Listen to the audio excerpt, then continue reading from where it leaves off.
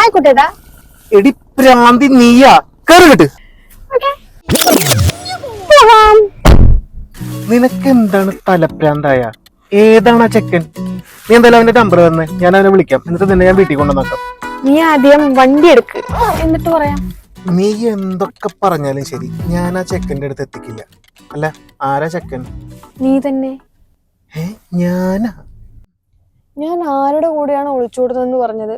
ആ ആള് നീയാണ് കുട്ടേട്ടാ. കളിക്കാൻ നിക്കല്ലേ, സത്യം പറ. വീട്ടുകാർ പോലീസിനെ വിളിക്കാൻ തുടങ്ങാണ്. ഞാൻ സീരിയസ് ആയിട്ടാ പറഞ്ഞത്. എനിക്ക് എന്നെ ഭയങ്കര ഇഷ്ടം. പിന്നെ ഇനി കസിൻസ് അല്ലേ എന്നൊന്നും പറഞ്ഞു വരണ്ട. നമ്മൾ ഫസ്റ്റ് കസിൻസും ഒന്നും അല്ല, ബ്ലഡ് റിലേഷനും ഇല്ല. പിന്നെ കസിൻസ് ബോണ്ട് ഒന്നും നമുക്കിടയിലില്ലെന്ന് എനിക്ക് നന്നായിട്ട് അറിയാം. എടി, നീ എന്തർത്ഥത്തിലാ ഇപ്പൊ ഇത്ര നാളിനെ ചേട്ടാന്ന് പറഞ്ഞ് വിളിക്കണ്ടായിരുന്നേ? അതിപ്പോ കല്യാണം കഴിഞ്ഞ പെണ്ണുങ്ങള് ഭർത്താക്കന്മാര് ചേട്ടാന്നല്ലേ വിളിക്കുക. ഞാൻ കസിൻസാ ഉദ്ദേശിച്ചേ. എടി, നീ ഇത് ഇങ്ങനത്തെ ഒരു പണിയൊന്നും എനിക്കിട്ട് തരാൻ നിൽക്കരുത്. ഞാൻ നിന്നെ വീട്ടിൽ കൊണ്ടുവന്നാക്കും.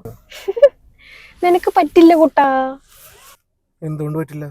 ഞാൻ കൊണ്ടുവന്നാക്കും. കാരണം ഞാൻ ആദ്യത്തെ പേജിൽ ഒളിച്ചോടണമെന്ന് മാത്രമാണ് എഴുതിയിരിക്കുന്നത്. പക്ഷെ രണ്ടാമത്തെ പേജിൽ അത് ആരുടെ കൂടെയാണെന്ന് കൃത്യമായി എഴുതിയിട്ടുണ്ട്. ആരുടെ പേര്?